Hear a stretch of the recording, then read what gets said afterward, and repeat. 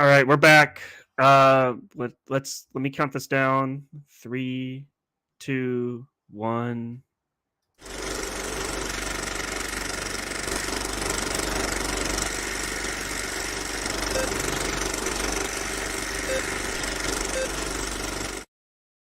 Hello, everyone, and welcome to the Real Lovers Podcast. Today on the podcast, I am joined. Hold on, I'm going to start that again. Sorry, Alfie. Sorry, Alfie. Yeah, don't worry. I'm going to start that again. Okay. 3, 2, 1.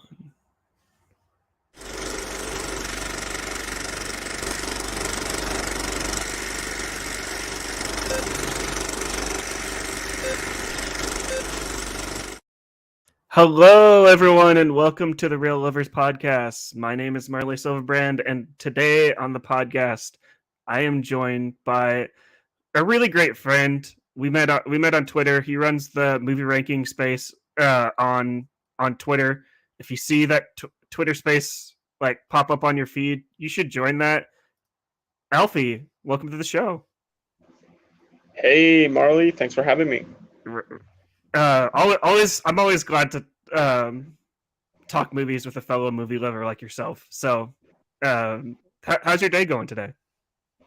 It's been good. It's been good. So, watch a couple movies, and yeah, that was pretty much it for Yeah, today. yeah. One of those movies is the movie that we're going to be talking about today. We're going to be talking about The Man Who Sleeps. It is the 249th film on the Letterboxd Top 250. This series that I continue to do. I've only done one episode of it so far, but I plan on watching every single one of those movies. And Alfie, thank you for joining me today for that. Absolutely, of course. But yeah, but before we get into that, we've also been watching other movies. Alfie, do you want to start off with what we've been watching? Yeah. Well, I watched two movies aside from the one we will be talking about. So I watched Knock at the Cabin, and I watched Empire of Light. Mm-hmm. What do you I think know of you've seen. Um, I kind of didn't like either of them. uh, but they're kind of in the same situation because I thought they were, you know, they look beautiful at least. Mm-hmm. Yeah, I heard the same thing about Empire of Light. I actually saw Knock at the Cabin 2. Not TOO, not 2. I don't think there's a sequel, but not yet. I But don't think there will. I hope not. I don't. But like Empire of Light, I've heard kind of mixed like reviews on it. Like obviously, it's like shot by Roger Deakins, so it's it's going to look beautiful regardless. But Yeah, from what yeah. I It hear, it does. It looks beautiful. I mean, Roger Dickens. He never really misses. So yeah, but and also it's scored by Trent Reznor and Atticus Ross, which was also another highlight of the movie. The score. I And didn't know that. That's Yeah, they are, and it's a great score. I do prefer their score for Bones and All mm-hmm. from last year. But yeah, this one was pretty good. I still Um, have I still haven't yeah. seen Bones and All yet. Oh yeah, that one I did like. I do recommend that one. Yeah, I'll have to check that one out. It's just I don't know. It's cannibalism. Yeah, it's a little gnarly. Yeah, just a little bit. Just a little bit. Yeah. But before we get into, since we both saw Knock at the Cabin, we'll do that one last. So I'll talk about a movie that I watched like this week. I saw 80 for Brady. Nice. I had no idea. I did not expect to love this movie as much as I did, but I absolutely loved like every single second of it because it's like I'm not really the biggest fan of like sports movies. Like I think sports movies are in a way kind of like cliche and boring, but Yeah. what I liked about this one is that it told the story of like how I think it was the Patriots. I'm not a big football fan, but based on what the movie told me, this was basically the story of how the Patriots like came back in the 2017 Super Bowl, and but it didn't tell it from the story uh of like the players. It told it from the story of these four old ladies that were fans of Tom Brady, and I just like I know this is like it's supposedly based on a true story, but like I don't know. I just the like that concept of like the story of like fans kind of like going to the Super Bowl to watch like their favorite team. I just think it's really great. Plus the cast is just like top notch. Oh yeah, yeah. You got Sally Field, which was my highlight. I love Sally Field. I don't think I've hated a single movie that she's been in. Jane Fonda, this is the first time I've seen Jane Fonda like on screen, like at the theater. So seeing her kind of like just kind of do what she does was actually kind of incredible to watch. But what did you are you interested in seeing 80 for Brady, Alfie? Yeah, I think at some point I will. It's not in my theater, so I unfortunately can't watch it in theaters right now. Mhm. But yeah, there's this weird like genre in which they always take these older actors, and they put them like in this uh, probably like the most insipid adventure they could think about, Mhm. but they're always so good that they kind of make it work. Right. Like it's kind of like in that same. I like that you said it's a genre of taking old actors and putting him like and just putting him like in a scene because then you got the Expendables. Expendables are kind of like that. Then I Yeah. think what's that one with Morgan Freeman? It's like the older men and they go to Oh yeah, Vegas. yeah. Oh yeah, that movie. I was actually thinking of another movie because I was like, I don't remember how it's called, but I believe Zach Braff directed that movie, and it's with Morgan Freeman, and I believe Alan Alda is in it, Hmm. and Michael Caine, Dang. and basically it was about them. They wanted, I believe, if I remember correctly, was that they wanted to rob a bank. So, so I was slightly more interesting than usual. Right. I wonder. I want to see that film because it just seems like absolutely absurd and just I just like I just like elderly people just kind of like doing just like absolutely insane things that they wouldn't end up doing. It's kind of like it's I don't know. It's kind of like they would it's like they wrote this film in like a retirement home and stuff like that. It's like Yeah, oh it's like a bucket list type film, like a bucket list. yeah, Another good film by two aging yeah. stars. Maybe the bucket list was like kind of the movie that birthed this genre. Yeah, that's such a good film. I love the bucket Yeah, list. it is great. I wish it was more than just Morgan Freeman, Jack Nicholson. I wish there were like five of them. Like Right, there were like like there were like five older actors doing this bucket list movie. right. So It's like maybe the a sequel. Avengers. It's like the Yeah, Avengers. yeah. Just bring them all together. And yeah, I remember that one with Morgan Freeman who goes to Vegas. I believe with Michael Douglas, is it? Yeah, I thought Yeah, Michael Douglas. Yeah, yeah, yeah. That was fun. That was a funny movie. yeah. Like speaking of the Avengers, that would be super funny if Marvel just. I want them to just bring all the old Avengers back, and just like when they're super old, and they'll just make another Avengers movie, and Yeah, just go on adventures when they're like really old. yeah. And they're gonna try to like de-age them, and like Irishman style, and it's gonna be terrible, but Prob- it's gonna make $1 billion. let's not do the Irishman style. That's no. Yeah. It's like I think I'm good on that one. But yeah, let's move on to a film that both of us watched and what we've been watching. Knock at the Cabin.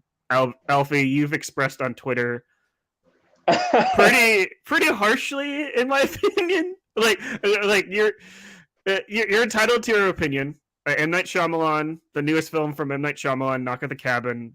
He's a very polarizing filmmaker at at this stage of his career. Yeah, yeah. Uh, what was that? Yeah, he's definitely very polarizing. And you know what? It's been a week since I watched Knock at the Cabin, and I'm like, I can't. I am a fan of M Night Shyamalan. I actually really like Old a lot, even though you kind of go. Well, when he came out, you went into Twitter and everyone was like, "This is awful. This is stupid," and I was like, "This is kind of a masterpiece." I don't know about you, but yeah, Knock at the Cabin. I don't think as harshly of it anymore as I did when I came out of the theater, but I do still think it's pretty terrible. Yeah, you read the book that it's I based did. on, right? I did. Like, Yes. and I've done like I've read several articles saying that the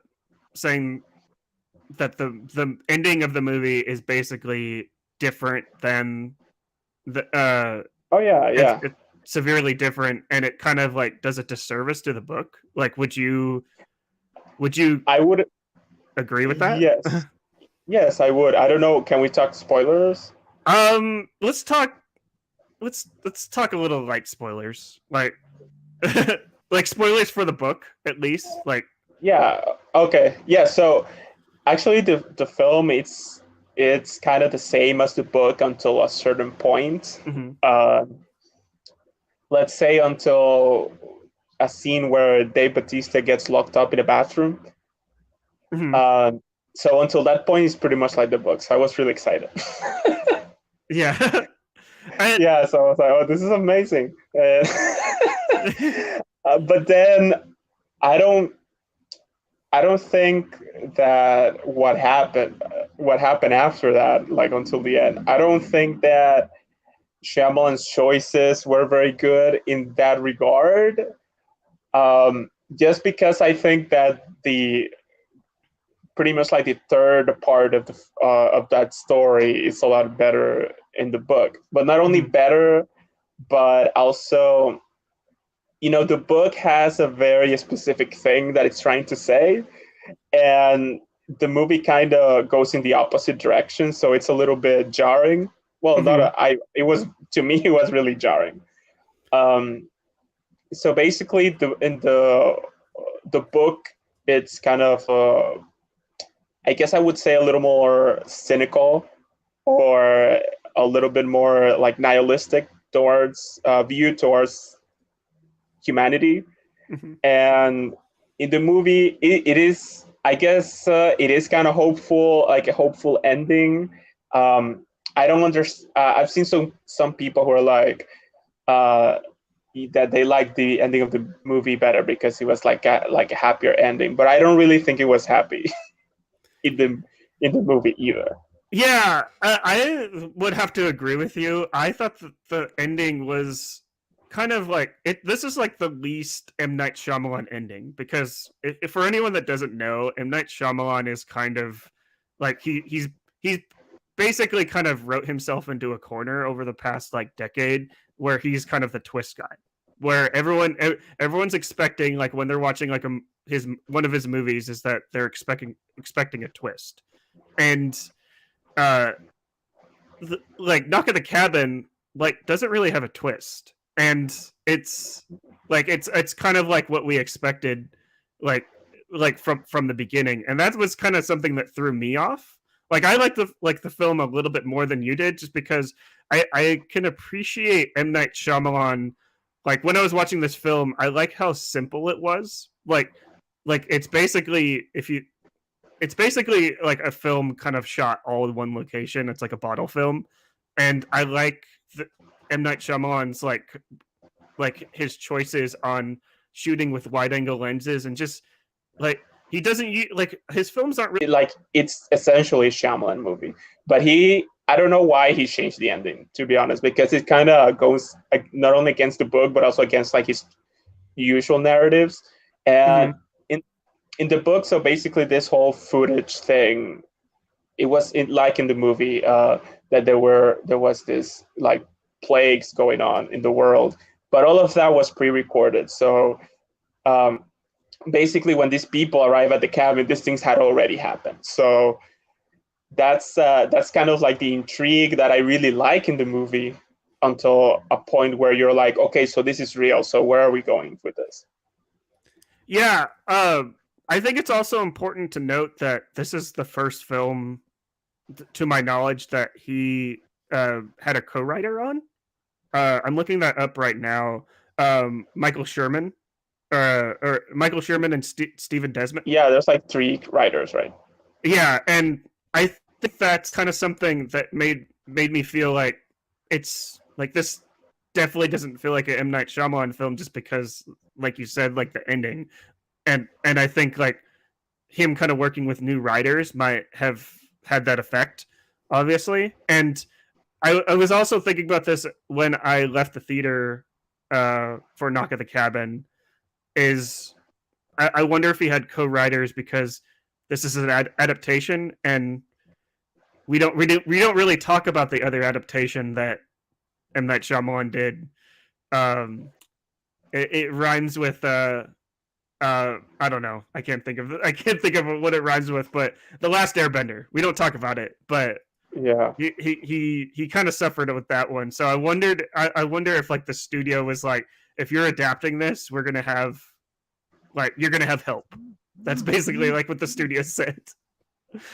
Yeah, maybe it could be. But actually, his previous film, Old, that's also an adaptation from a French graphic novel called Mhm. Sandcastle. Oh yeah, And that's right.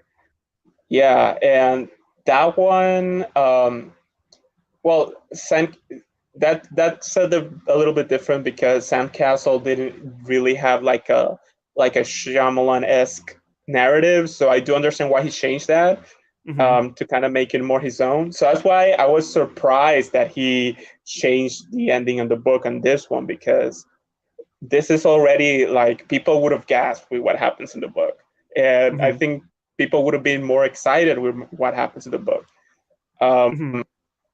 and this one, I don't know if it was that he was doing with these two co-writers, that it was a lot safer. And I think Shyamalan wanted to say a lot of things in this movie that I don't think came across very well. And it might be that. It might be because he had these two co-writers with him. Yeah, I think it might be that as well. Another thing, because uh, like one of like the main premise of this movie is that like there's this two this this gay couple is basically they're staying in this cabin like with their adoptive daughter, and they basically get like invaded by like these four individuals. And like I thought that like the entire film was pretty tense, like leading up to like when you said Dave Bautista gets locked in like in the bathroom. But the problem that I had with the ending of this film is that like the way this film is kind of treading water with the whole QAnon movement on how people take in information, and like when you see like video of something actually happening, how people Yeah. can be influenced. I really like those themes, but the way this film kind of ended, it kind of rubbed me the wrong way a little bit. How it kind of redeemed like those people. It's kind of like it's basically saying like, oh, like they did nothing wrong and stuff like that. Did you get that feeling at all? Because it's like it felt a little bit disingenuous, a little bit, where it's just like, oh, QAnon's not that bad, even though they are. But Yeah, I actually had kind of a similar takeaway with that. That's why I guess that was a little bit of the reason why I was very angry at this movie when I came out of the theater, because I think so. Basically, the biggest difference from the film and the book is that in the book you never really know if this apocalypse thing is real. mhm. So even until the end of the book, the story ends, and you're kind of like, okay, so they kind of leave you to your interpretation if this apocalypse thing was real or not. There's never any actual like concrete evidence that it's real. And I think that it's weird that Shyamalan changed that, because he does play with that a lot in his films, about this, this whole ambiguity of, is this thing happening or whatever? Is this real? Is this a dream? Is this imaginary or whatever? And that's why I it didn't work in the movie for me, because first of all, there's these people who, from the very inception of the story, they were always meant to be like a like a placeholder for the church or a religious group, and as well as in the book. And in this one, I don't know if it's intentional or not, where there are multiple references to this about them being a religious group and them being like, no, I didn't know you were a same-sex couple. I didn't know, like, I don't have any prejudice. I don't hate anyone or whatever. Aside from Rupert Grint's character, I think, for the most part. And I don't know if it was intentional to kind of drive that narrative away from them, or just to like pull, or just to confirm that. Because I mean, at the end of the day, they were right. And I don't know, it kind of rubbed me the wrong way how at the end, these characters, well, Eric and Andrew, they kind of came to this realization that they're like, okay, so this is real. So basically all these people who have been like tormenting us our whole life were right. So it's kind of, I don't know, it was a bit upsetting to me, to be honest. Yeah, it's like I totally agree with you, and like I said, I loved like what this movie was saying on how, like, when stuff is shown to people, how people will start to believe and kind of like go on their side. Like I think it was like the third news clip. Like Dave Bautista is like absolutely incredible in this film, and I'm kind of one of those people. I'm one of those people that I wasn't really the biggest fan of Dave Bautista. Like, I like Guardians of the Galaxy. Wasn't really the biggest fan of Blade Runner, the new Blade Runner. I thought it was kind of boring, but that's just me, to be honest. But I thought he was absolutely incredible in this film on how he kind of built the tension, like just like even like in the first few minutes of this film with his interaction with the daughter, and just I like the way M. Night Shyamalan shot it too, where he shot really really close up and just made the audience feel as uncomfortable as possible. Just because if I was her, if I saw someone as big as Dave Bautista come up to me and like catch grasshoppers with me, I would feel uncomfortable. Would you, Alfie? Yeah, absolutely. Yeah. And I was surprised that he was like I knew the character was a teacher, but still, I don't know how I pictured Leonard in my head when I was reading the book. The book that said that he's really like huge, but like I don't know, I didn't picture Dave Bautista or something, or or someone of the like. But I do think he was great in the film. I did like Blade Runner 2049. He does have a small role in it, but I think he did a pretty good job with the little screen time that he had. And I'm not a huge fan of his work in the MCU. I don't think he's either, for what I've read. But yeah, with this one, I did. As I said, I was angry with the film when I came out, but I was like, good for him, good for Dave Bautista. He was excellent in this film, and I mean, not to compare him with other like WWE people who came to acting, but I don't think so. I don't think The Rock or John Cena could have played this kind of character. I don't think they could ever do that. Oh, definitely not. Not maybe The Rock, if he actually gets his act together. I don't think John Cena. I've gone on record on previous podcasts where I think John Cena is probably really only good in comedies, and like he should stop being in dramas. But I agree. I think he's very funny, but that's pretty much all I think about his acting abilities. Yeah. Like he's really good in Blockers. Like Oh Blockers is yeah, not yeah, yeah, Blockers is not really the best film, but I feel like it has some funny moments. But yeah. And with Dave Bautista, I kind of have like the opposite opinion because I really don't like his work in the MCU. I don't think he's very funny, but mhm, so I don't think he really works that much in comedies. I don't think he has like the comedic timing or anything like that. But it's mhm, fine because he's a great dramatic actor, which is I think it could be more difficult for other people. right. And I think M Night Shyamalan really like he really let it he let him loose on this film, and like the film really shows up until like the final act. But Yeah, I, yeah, I think that's the case with most M Night Shyamalan films. It kind of like is super strong, and then kind of like just like a wet fart at the end. To be honest, just because it's just yeah, because I kind of felt the same way about Old.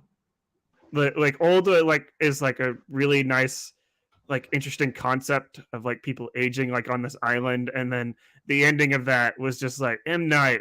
Really, I have to like I want him to succeed so badly, but it's like oh come on.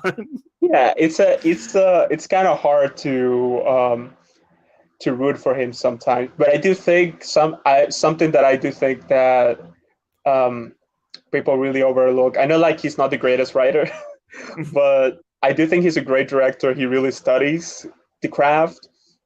And I was actually watching a video from an interview he did. I don't know if it was recently with this press tour or when Old came out, and he was talking about on Old how he was trying to like mimic certain camera movements from like Kurosawa and Bergman, and I Mhm. was and they kind of juxtaposed the like clips from Old and like Persona, and I believe it was Rashomon, and I was like, I kind of see that, and I think that's why it does look very good, and I mean he always has great DPs behind the camera. Mhm. Actually, in this film, he had two DPs, and I actually one of them used to be a teacher before when I was living in New Orleans, and I actually took a couple of his courses. Mhm. And he's pretty great. I'm very happy for him that he's doing like bigger projects now. I think he was working on Shyamalan's show, Servant, the show on Apple, and Mhm. he shot a couple of those episodes, and now he was co-director of photography in this one with Darren Blaschke, who had shot also all of Robert Eggers' movies. Um, so yeah, I think I mean I think it's greatly directed. There's a scene in Knock at the Cabin that I was like, that was incredible, which was um, where Jonathan Groff's character says that so he has a concussion, and there's a part where kind of the light kind of comes from the window and does this like really huge glow like on his face, and then he says that he saw this like figure on the light, and if and actually this is on the trailer, so if you kind of pause that scene, you can actually see someone behind like I believe Rupert Grint's character, and I was like, that's that was insane to me. That was great. It's an insane amount of detail too, because it happens so quickly. But it happens so quickly, but the shot lingers in such a slight way that like if you are looking, you like oh wow, like I saw something too. I think Yeah. that was the same scene with was that when uh is that the same scene with Rupert Grint like the first uh Yes, I think it was when he was introducing himself to them. I think a little bit after that, yeah and uh, yeah, there's that.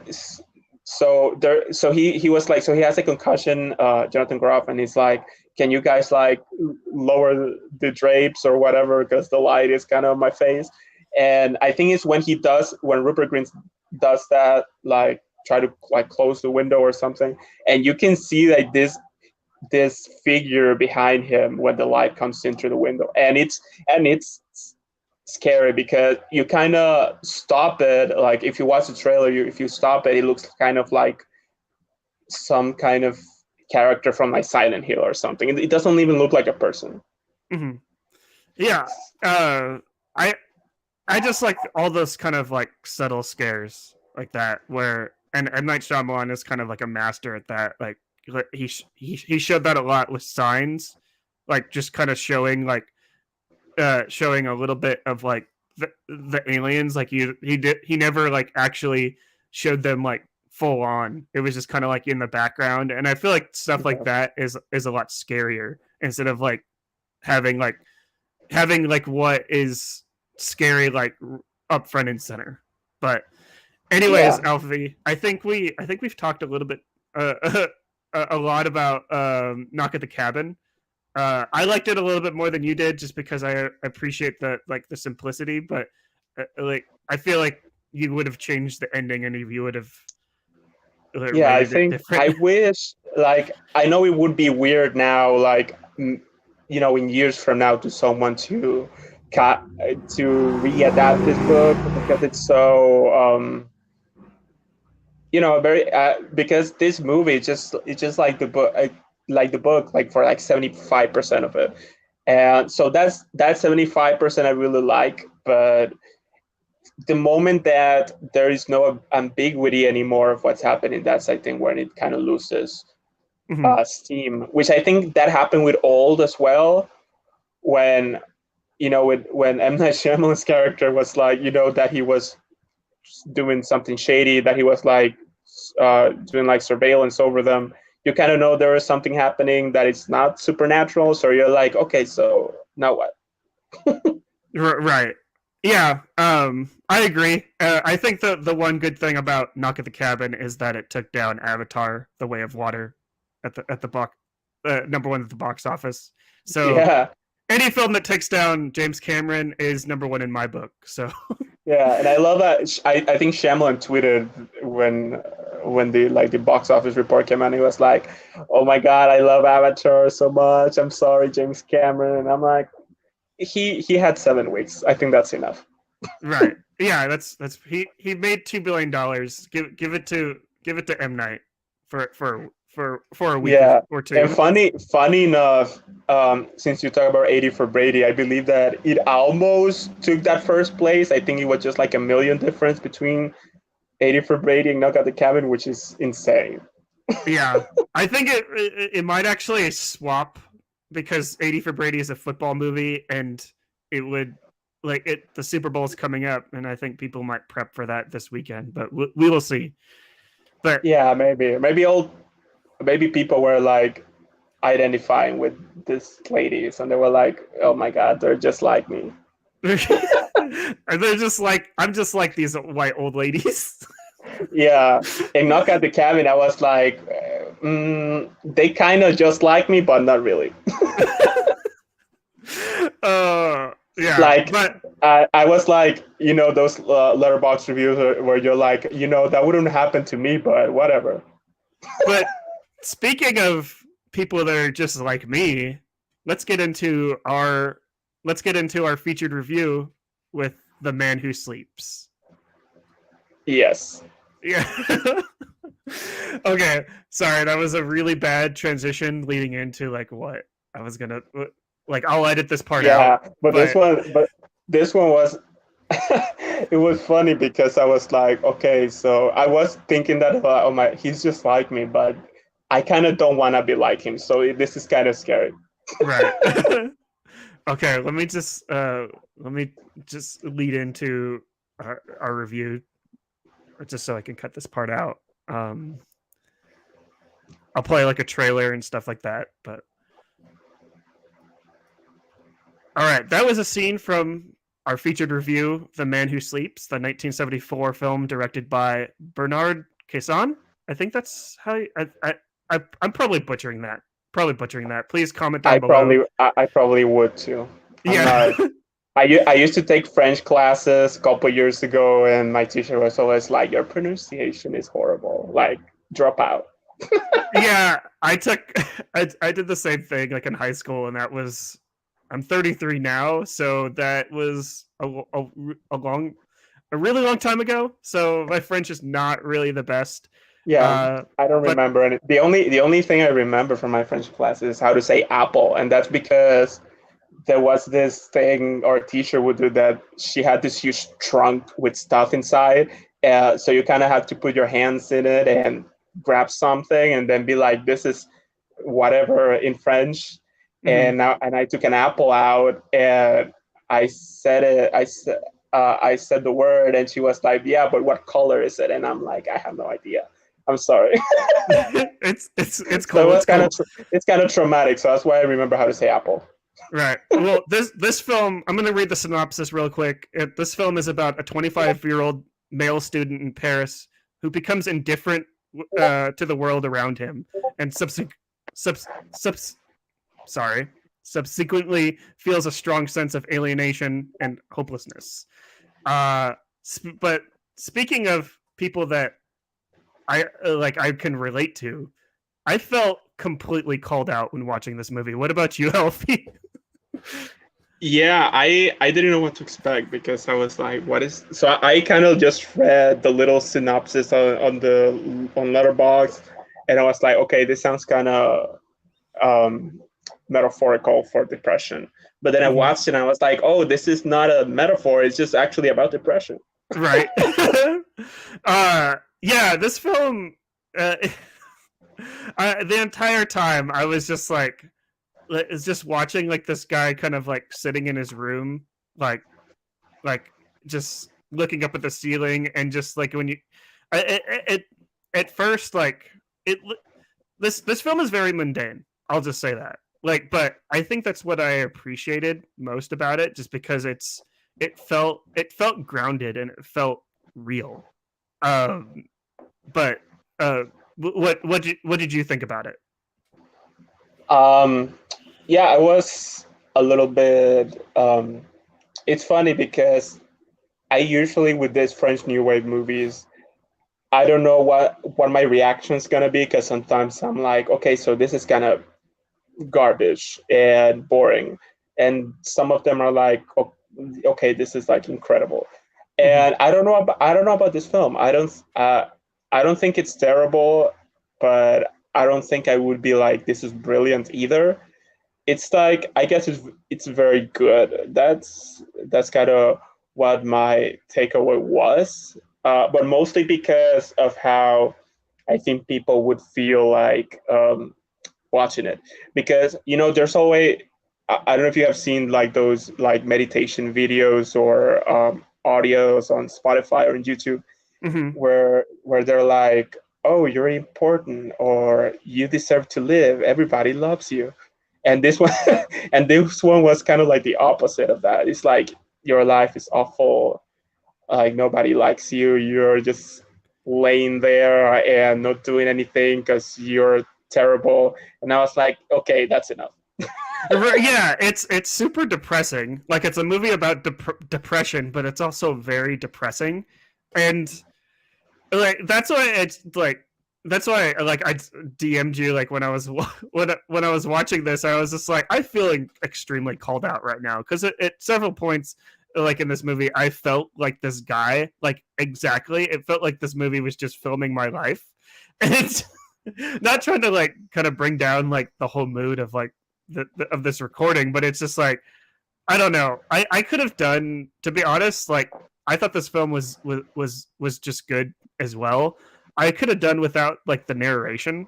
I feel like what this film Yeah, was kind of illustrating with the cinematography and just like the shots and like how everything was lit too. Like I appreciated, and I yeah, didn't need the narration, but like the narration just kind of felt like you said, it was just like those YouTube videos of just like yeah. everything's gonna And be all did you right. And did you watch the French original version, or do you watch the dubbed one?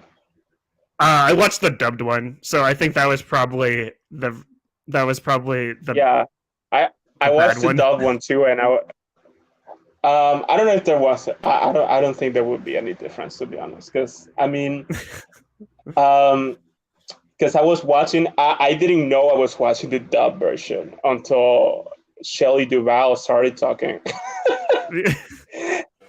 And I was like, okay, so is this in English or? And I don't know. It took me like 20 minutes to realize it was a dub version, and I was for those 20 minutes as well. I was like, I kind of know this voice, but I don't know who it is. So I googled it and I was like, oh shit, it's Shelley Duvall. So yeah, that was really depressing.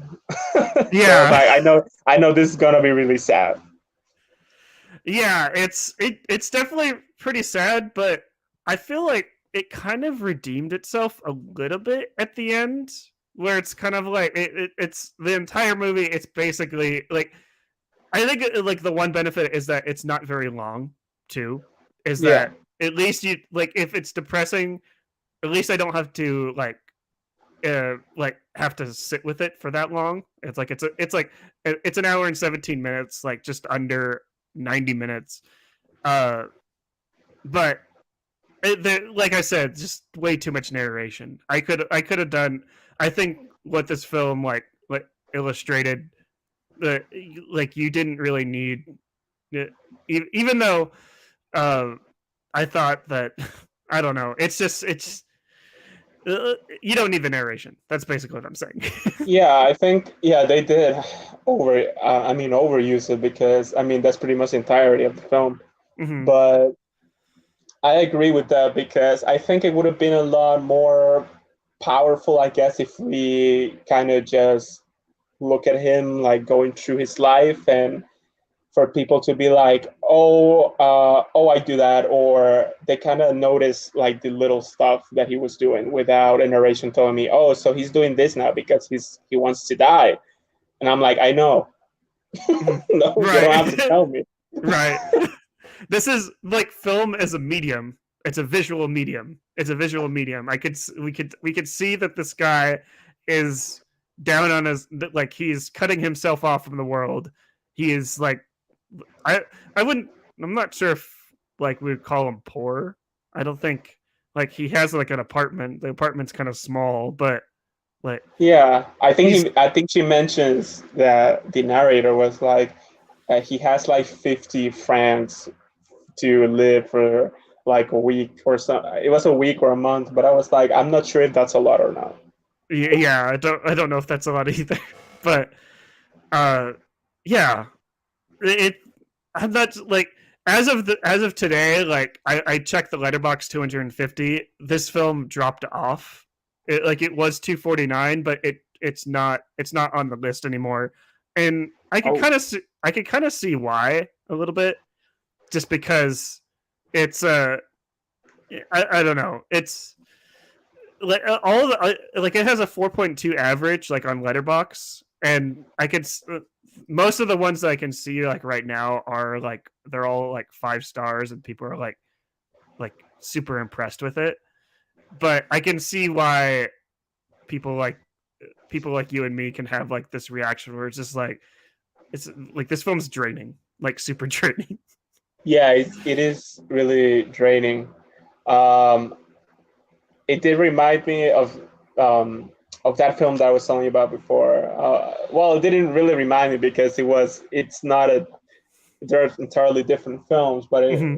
this film called Man Bites Dog, which is um, it's a different experience, but it's shot very similarly to this movie. So I was thinking about that other film throughout the whole movie. Maybe because I just wanted to think about something else instead of what the narration was saying. Hmm. So that was probably why. And I was like, I don't think that this. I don't think these two films are supposed to be like in my mind at the same time because Man Bites Dog, it's a very nihilistic movie, and it has like a terrible view of like people and society, and it's like, okay, so this guy is like killing people, but like it's okay because people are kind of deserve to die, and I'm like, yeah, sure, I guess. Hmm. And this film, I was surprised by the ending of The Man Who Sleeps, because I was fully prepared for him to kill himself at the end. Yeah, I think we all were at that point, just because of how much of a downer. And I'm kind of glad that it kind of like it's a little bit more uplifting at the end, and it's just it's basically just a visual piece on depression. I'm not sure how long we could talk about this, because it's like I'm not really sure if it has really anything else to say about like depression other than it sucks and Yeah, you will come and out of it. So I'm like, yeah, that's kind of what I felt at the end, because I don't like I said, I don't think this movie's a masterpiece. I'm surprised it's so high. It has such a high score in Letterboxd, because I was like, okay, because I saw the score before I watched the film, so I was like, okay, so this is either really terrible or it's just like an absolute masterpiece. And I kind of haven't heard of this movie, so I'm not sure. So yeah, what's in? I was like, sure, okay, that was okay. yeah, I don't. I agree with you. I don't think it has a lot to say aside from that. As of uh, this guy, he has depression, and it kind of sucks. He kind of doesn't have a will to live, and then he's like, uh, the movie's like, you'll probably feel the same way, and I'm like, sure, yeah. And then he's like, but that's okay, because you're gonna get through it. You can do it. And I'm like, thank you. And then the movie ends. yeah, yeah. That's exactly how I felt at the end. I just was like, thank you. This is like just a completely just just flat, just thank you. This is what I needed. Where it's just like, uh, it felt in a way it kind of felt like, the student films like in film school, where people were not trying to put down like the filmmakers at all for this, but it's just like it like it just felt very one dimensional, where it's just like this person has depression, or the filmmaker has depression, and he just wants to illustrate it. And I'm just like, yeah, Yeah, it did. it felt like, how in movies sometimes when there's like this guy who's a filmmaker, and they make sometimes like this fake movie about like an art project, and there's always this guy who's like really pretentious, and I'm like, this is kind of like that fake movie that would play in those kind of scenarios. Right. Yeah. It's like that's a good way to describe it. But Yeah. anyways, what did you think? Talking to the listeners, what did you think of The Man Who Sleeps? Let us know in the comments down below. Alfie, this was fun. I like talking with movies with you like all the time, which is why I join your Twitter space like all the time. Uh, before I get you, before I have you plug like everything, what would you rate The Man Who Sleeps? Like Ooh, out of probably. I'm gonna give it the same score I gave Man Bites Dog, and I'm gonna give it a 3 out of 5.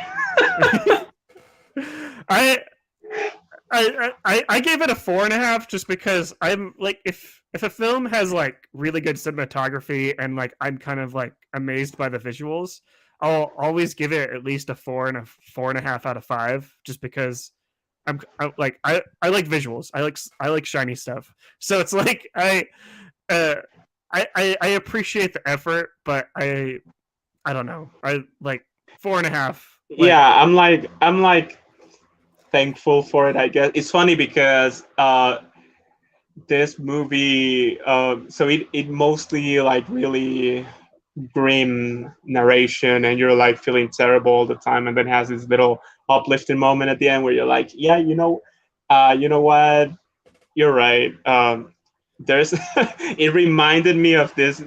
There's always this like Instagram reel, or is it a TikTok reel, I don't remember, like a soundbite that they were like, oh my god, I feel horrible, I want to die, and then the brain is like, you're kind of being dramatic, and I'm like, yeah, you know what, you're kind of right.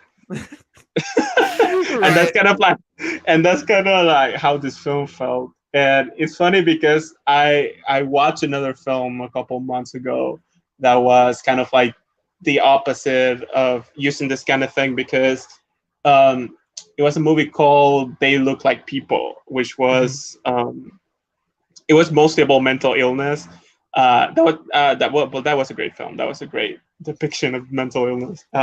Where there's this guy who's like really listening all the time to those um, videos of like you're amazing, you're everybody loves you. And I believe the dialogue was something like you're a mountain and nobody can move mountains, something like that. And I was like, this is really lame. And the funny thing was that he was really lame in real life as well, because nobody really liked him. And he had all this confidence, but he was so lame that people were like, I don't care really. And it's funny because they use in that film that really uplifting dialogue, but it still feels kind of like bringing you down a little bit, because it kind of feels a little bit sarcastic when you're listening to it. And this movie kind of does the opposite of that, with using like this really grim, terrible dialogue, and for it to be like, yeah, but you know what? Actually, you're alive. Be take care. Right. I totally agree. It's like I don't know why I gave it 4.5. Sometimes like I always like to say like on Letterbox like people are always like, especially when they looked at my top 20 of 2022, they're like, how come you have like this movie so low, or this movie like rated like 3.5, but it's in your top 20? And I'm just like, just because I rated something like low or something high doesn't necessarily mean like I like it, or I think it's bad. Like the rating, I just rate it just to like. Sometimes I just rate it just like because I want to give it a random score and stuff like that, or I just like I just want to get a reaction to, like, that's also another thing where it's just like I'll rate something 1 star and they're like, how come you rated this is like that this is one of my favorite films. So like I guess like what I'm trying to say here is like read my review, and then you'll be able to see like Yeah, what I actually. had I had kind of like the same reactions sometimes. I don't know. Letterbox, it's weird because people are always like complaining about either the long reviews or the unfunny one-liners, or about the ratings, what ratings people are giving. Because I've had people who like DM me about my ratings on Mhm. Letterbox, or like there's a really popular film that I kind of don't like, which is Raiders of the Lost Ark. Ooh. Yeah, I really don't like that movie. Like I thought it was just okay. It's my least favorite of the three Indiana Jones films that I've seen. I haven't seen Crystal Skull yet, but I'm gonna be watching that soon. Um, so I'll yeah, I make. was like, I don't. I think I gave it like a 2.5 Oh wow. to Raiders, which I know, like I understand it's an unpopular opinion, but I didn't know it was that unpopular that people would DM me about it. No, to be honest, I don't have to agree with you. I think Raiders. I wouldn't. For me, I wouldn't rate Raiders that low. Which, by the way, I think I'm actually doing Raiders of the Lost Ark. It's on. It's like I think it's like 247 on my list. So I'm doing it in about a couple of weeks. And It's still high. yeah, uh, but I will have to agree with you. It's not my favorite Indiana Jones movie. I think Temple of Doom is still my favorite. In I love them. I'm doing a I've been doing a Spielberg marathon since January the 1st, where I'm like Mhm. I was like, I'm gonna sit down and watch all Spielberg films.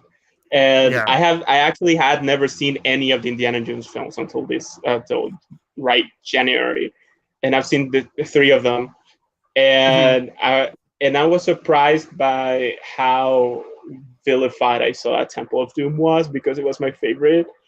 Mhm. And I mean, that scene with that dinner scene with the snake, that Oh, was the so monkey awful. brains. The monkey Yeah. brains. Well, That's- the monkey brains, I was like, okay. Well, that whole sequence really, but the one that I was like, I'm gonna throw up was that when they like rip open the snake and all the little snakes are like coming out of it. I didn't understand that because I was like, what is this? I thought snakes lay eggs. Right. so That's I was so I was kind of shocked, like what? I don't know what's going on because are these like baby snakes? But why are they acting like snakes can get pregnant? Like that's so that was a little like unsettling, but also I mean the imagery is really unsettling, and the whole like it's awful. I know it's kind of racist, but I do think that Temple of Doom has a lot going on for it aside from that. But I do think people are right that it is kind of racist. But I think Raiders is a lot more racist than Temple of Doom. oh, for sure. Raiders is a lot more racist, and I Yeah, think Temple of Doom has also gotten a lot of like praise recently, especially since Kiki Kwan, with who plays Short Round. Like, yeah, uh, I think everyone's starting to like revisit that movie, and they're starting to love it. The scene from Temple of Doom for me that was like super like that had me cringe and just like I was a little bit sick to my stomach is still like the scene uh where they're ripping out people's hearts. I I have like whenever like a chest is shown like on screen, like for me, like in any movie, or like a chest is open in any way, even I know it's fake, but for some reason I have to like look away. That's just how I am. Uh, maybe that's like a that should be like a when you guys do the movie ranking spaces, like again that should be like a ranking, like top 5 movies with open heart surgery or something like that. yeah. I don't. You have. I will assume that you haven't seen Crimes of the Future, right? I actually saw it. I think I rated it on Letterbox. I might have just logged it just because uh, I thought Crimes of the Future was fine. I was like, it was. I don't know. I thought it was Yeah. fine. I didn't I really have. I I really love Crimes of the Future. I think it did make my top 5 of the year last year, Mhm. but but it's more of a personal thing because I do like that Cronenberg does like this huge worlds, and then he's just telling like this little tiny story within this huge world, and then he's like, let's never see this world again. Yeah, exactly. I kind of just that's how I left the theater. I was just like, I don't want to like experience this anymore. But I had a good time when I was watching it. Well, I wouldn't say a good time, but Yeah, yeah, I thought it was really funny. yeah. But I haven't even thought about watching like I think it's a Son. Uh, what's the one that's in theaters now? Oh, It's the Brandon Sun, Cronenberg. yeah. I I didn't watch it because I think it was in my theaters for like 2 days. Mhm, But the thing is here is that if there's a movie that nobody's watching, they're just take it off mhm. um the theater. And I was like, I saw the Sun had like a screening, and I was like, I kind of don't want to watch it because I've heard really awful things, and I was let me not watch that. And it was Infinity there for two Pool. days. Infinity Pool. That's what it was. Brandon Beautiful. Brandon Cronenberg's like I don't think it's his debut, but he directed it. I love Mia Goth. But I think I might wait for that one to come on streaming. Yeah, Like I he made a film, I believe that came out in 2020 called Possessor that I really like a lot. mhm. So maybe I'll watch Infinity Pool if it comes to theaters here, because usually those kind of film, like I didn't watch Crimes of the Future in theaters because it never came to theaters. It was just thrown into to movie. They had the rights for it, so they never put films on in theaters. They just throw it on their streaming service, and I'm sure that that's what's going to happen with Infinity Pool. I mean, it still doesn't have a distributor, and it's been out for like 2 weeks now or something. Yeah. And I'm okay, so I'm gonna expect it to watch it legally until like probably like October or something. Oh no. Yeah. So at the Yeah. moment, I'm just like, I believe if I saw correctly, I think The Whale is in theaters here right now. I think today was like the premiere, but I would need to check that. Just kidding. So Just kidding. Like the have whale's you fine. seen it? The whale's fine. Hold on. Okay. Yeah. Well, nice. Did you get that same call? Yeah. Yeah, my bad. But anyways, Alfie, I can talk with you about movies like all the time. So, where could the people listening to this podcast, where can they follow you so they can talk about movies with you as well? I mean, yeah. Well, you can find me on Twitter. My ad is @Fonzie the Snowman. Well, they can find me on your followers. So yeah, I'm always open for conversation, quote unquote.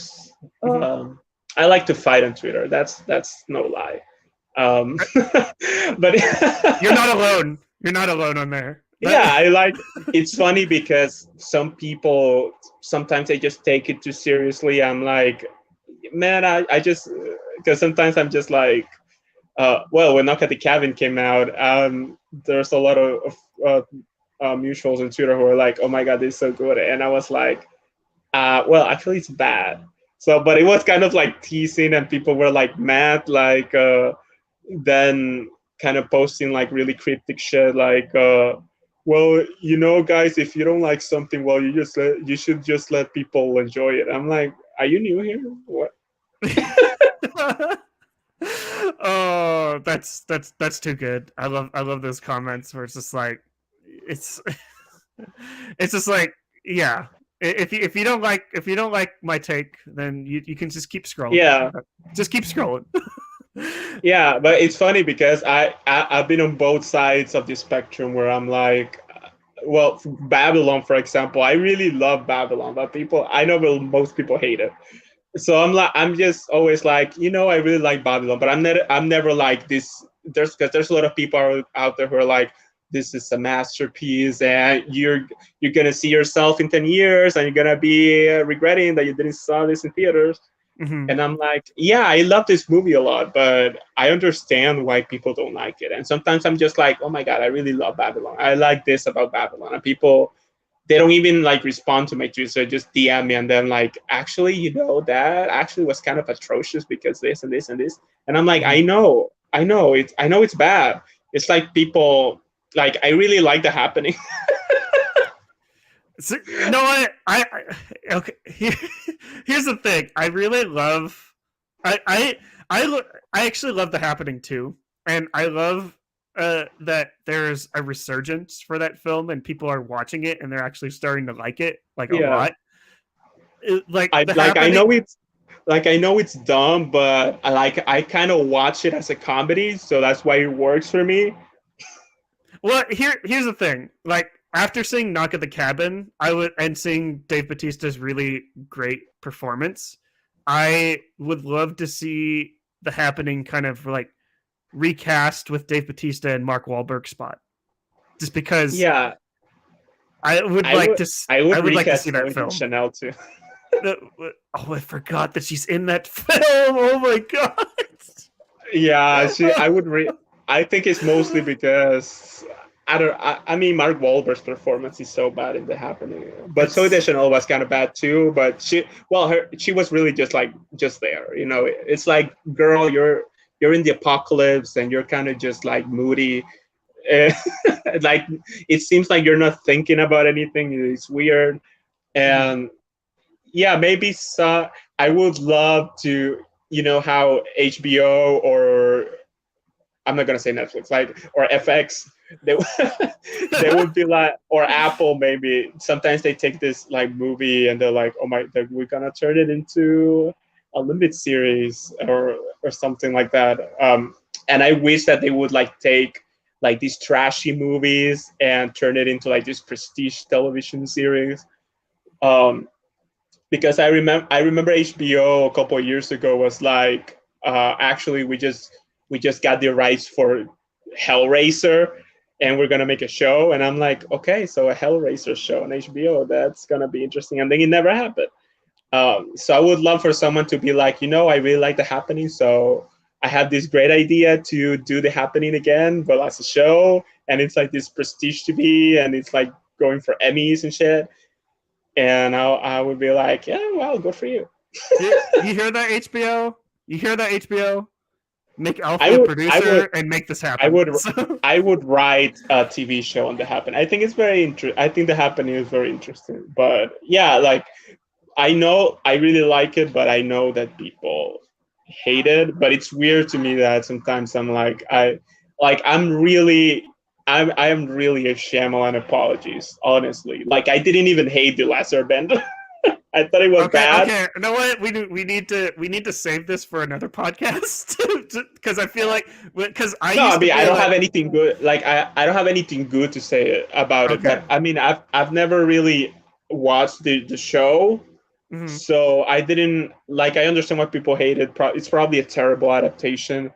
But I was like, okay, so this is terrible, but I don't think this is I wouldn't call this a career killer, Mm-hmm. Yeah, it's kind of.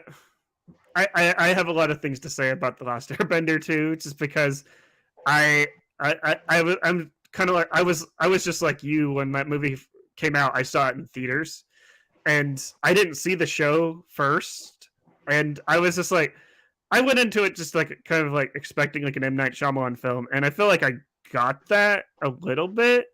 Like his shots are there, and just like his style is there. It just felt, I don't know. Hearing him talk about like that movie, like leading up to the release, it makes me like just appreciate just like when people are making films, like they don't know they're making a bad film. Like they're like he really thought he was making something great, and that's why it's like it's hard for me to like shit on movies like now, just because it's like it's really hard to make a bad movie, and it's really hard. It's just as hard to make a bad movie as it is to make a good movie and stuff like that. So yeah, and I appreciate people who you always like on this really terrible films. You see like the filmmakers, and they're talking so earnestly and so passionately about this film that is so horrible, and it does make me feel bad to say that it's bad, because I did have an experience with a film where I told the director that the movie was awful, and he was kind of heartbroken. So, yeah, and I was like, well, it was kind of his fault, but whatever. So yeah, it does make me feel bad. Like I've seen, for example, like interviews with the guy who made the last Grudge movie that came out like 3 years ago. Mm-hmm. And he's talking so passionately about it, and how much he's a fan of the Grudge franchise, and how he's seen all the American movies and the Japanese movies, and he's read the mangas, and how he's played the games. And I'm like, this sounds like this movie should be good, but it's not. So I don't understand. But I kind of feel bad for you. Right? Yeah, I'm kind of in that same boat where I don't know. It's just like people can have takes. That's I feel like as long as like the take is not harming anyone, like to like on a physical level, I feel like the take is fine. But anyways, Alfie, I really love talking movies with you. Everyone go follow Alfie on Twitter.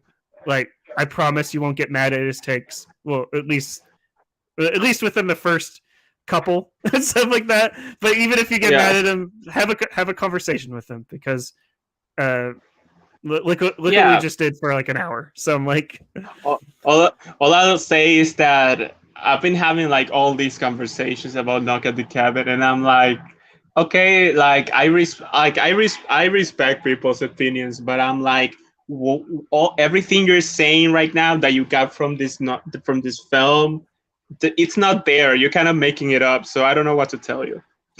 Right. But yeah, anyways, there were people who were like, oh my god, this film, it's so great, it's so hopeful, and it has an amazing ending. And then there's people who are like, I love this movie because the ending is not happy and it's so dark and grim. And I'm like, both of you can't be right. Right. Like, film is subjective, but not that subjective. Yeah, it like I know like everyone thinks thing, but I think there has to be a limit, you know, when you're like, okay, so you two have like totally different visions, the total opposite visions of this, so it's probably that one of you is kind of reading something that it's not there. Mm-hmm. Yeah. But anyways, give Alfie a follow. All of the links in will be in the description or description box, or whatever we call it now on YouTube or Anchor or Spotify. It'll be in the description. Click it. Give him a follow. You can also follow me at Marley Loves Film on Twitter. You can hear me tweet about Fast and the Furious. Probably going to be very.